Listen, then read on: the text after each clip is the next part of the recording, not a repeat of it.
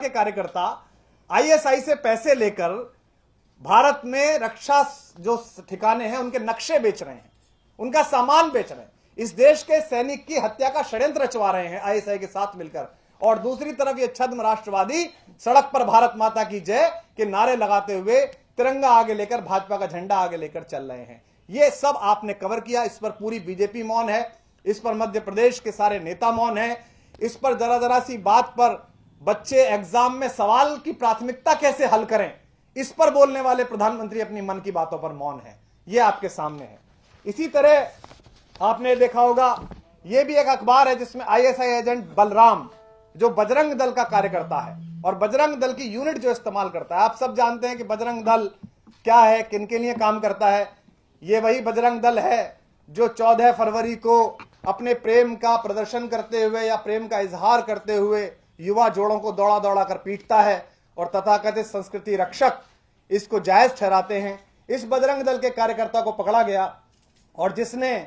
ISI के agent के तौर पर काम किया, भारत के रक्षा ठिकानों के नक्शे भेजे, भारतीय सेना का मूवमेंट आईएसआई को भेजा और इसने बताया कि इसके साथ पूरा नेक्सस गुजरात में और मध्य प्रदेश में लोगों का जुड़ा हुआ है। आईएसआई जासूसों से बीजेपी के कनेक्शन का एक और सबूत ये पत्रिका ने छापा है। इसमें वो व्यक्ति भी दिखाई दे रहा है, ध्रुव, जो वहां पर है, भाजपा के कार्यकर्ता। इन्होंने साफ बताया कि इन्होंने एक सेंटर के नाम पर, एक कॉलिंग सेंटर के नाम पर ये पैसे लेते रहे और आईएसआई इनको पैसे देता रहा और ये जगह जगह भाजपा के कार्यकर्ताओं को पैसे देकर उन्हें अपडेट कराते रहे और भारत के सारे रक्षा ठिकानों के नक्शे और भारतीय सेना का मूवमेंट आईएसआई को भेजते रहे। मित्रों, जिस दिन से भाजपा के रैली कार्यक्रमों का खर्च आईएसआई उठाती है और इसमें यह भी लिखा हुआ है कि इसी कोचिंग सेंटर के थ्रू, इसी कॉलिंग सेंटर के थ्रू भारतीय जनता पार्टी की रैलियों का खर्चा इस लड़के ने और इसके सेंटर ने उठाया है। इसने पोस्टर चिपकाए, इसने बिलबोर्ड लगवाए। इसका मतलब सीधे सीधे आईएसआई से, पाकिस्तान से आए हुए पैसे से भारतीय जनता पार्टी के छद्म राष्ट्रवाद की दुकान के बैनर छप रहे हैं।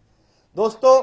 यह पहली बार हुआ भारत में कि बिना बुलाए बाराती की तरह केक खाने के लिए प्रधानमंत्री, जो ये कहा करते थे कि गोली की आवाजों के बीच शांति की वार्ता नहीं हो सकती, वो नवाज शरीफ के यहां पहुंचे और उनके जाने का परिणाम यह हुआ कि पठानकोट में हमें लेफ्टिनेंट निरंजन जैसे बहादुर सपूतों की वर्दी खून से सनी हुई देखनी पड़ी। और उसके बाद यह हुआ कि आईएसआई, जिन्होंने वो साजिश रची थी, वो स्वयं भारत में जांच करने आए और उन्होंने डोजियर फेंक के मारा इस देश के ऊपर, प्रधानमंत्री जी के और केंद्र की सरकार के ऊपर, और कहा कि हमारा इसमें हाथ नहीं है, तो आपने खुद कराया है। और अब ये सबूत निकल के आए हैं जिसमें भाजपा के लोग, बजरंग दल के लोग ये सब काम कर रहे हैं। यहां प्रश्न ये उठना है कि देश के कैंपस, चाहे वो जेएनयू का हो, चाहे रामजस का हो, जहां से प्रतिभाएं निकलती हैं, जहां से लोग निकलते हैं, वहां अगर राष्ट्र विरोधी नारा लगता है, भारत के खिलाफ नारा लगता है, कश्मीर की अखंडता के खिलाफ नारा लगता है, तो इसकी असफलता का सीधा सीधा श्रेय केंद्र सरकार का है, प्रधानमंत्री का है, गृह मंत्री का है। आम आदमी पार्टी के विधायकों को सड़क चलते गिरफ्तार करके कीर्तिमान बनाने वाले प्रधानमंत्री जी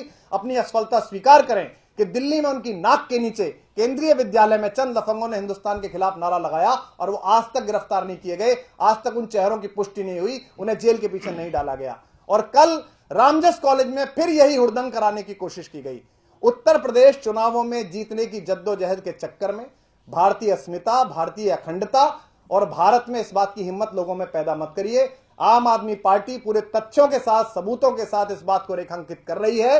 कि पाकिस्तान की खुफिया एजेंसी आईएसआई इस समय बीजेपी और उसके संगठनों के माध्यम से, चाहे वो एबीवीपी हो, चाहे बजरंग दल हो, अपने पैसे भेजकर कोशिश करा रही है कि किसी तरह से भारत के रक्षा सौदों की बात बाहर जा सके। मैं तमाम राष्ट्रवाद के पैरोकार, उन मासूम लोगों से जो इनके चक्कर में हैं, उनसे अपील करना चाहता हूं कि ये अपने पूर्व में राम को ठग चुके हैं। रामलला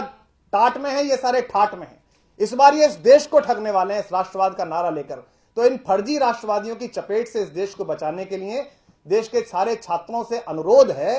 कि अगर उन्हें किसी विषय पर बहस करनी है तो वो एक लोकतांत्रिक अधिकार के तहत एक दूसरे को आमंत्रित करके उस पर विचार विमर्श करें, इनके चक्कर में ना आए, क्योंकि इनका सारा प्लान पहले से डिजाइंड है कि कौन आईएसआई से चंदा लेगा, भाजपा के बैनर्स के नीचे लेगा, फिर रैलियां कराएगा, फिर चंद लड़के जाकर नारा लगाएंगे भारत माता मुर्दाबाद के, फिर 5-6 लड़के उनको पीटेंगे और फिर ये राष्ट्रवाद के महानायक बनकर सामने आएंगे। तो हम आम आदमी पार्टी की ओर से देश के तमाम जागरूक नागरिकों को, जो पॉलिटिकल इंक्लिनेशन के साथ नहीं हैं, उन सब से अनुरोध करते हैं कि वो मतदान का निर्णय अपने विवेक से लें, वो ए को जिताएं, बी को जिताएं, सी को जिताएं, पर उन लोगों को पहचान लें जिन्होंने राम को बेचा और जो अब इस राष्ट्र को बेचने वाले हैं, उनको पूरी तरह से पहचान लें। इन अखबारों को दोबारा देखें, इन चेहरों को पहचानें कि बीजेपी की आईटी सेल का संयोजक मध्य प्रदेश का,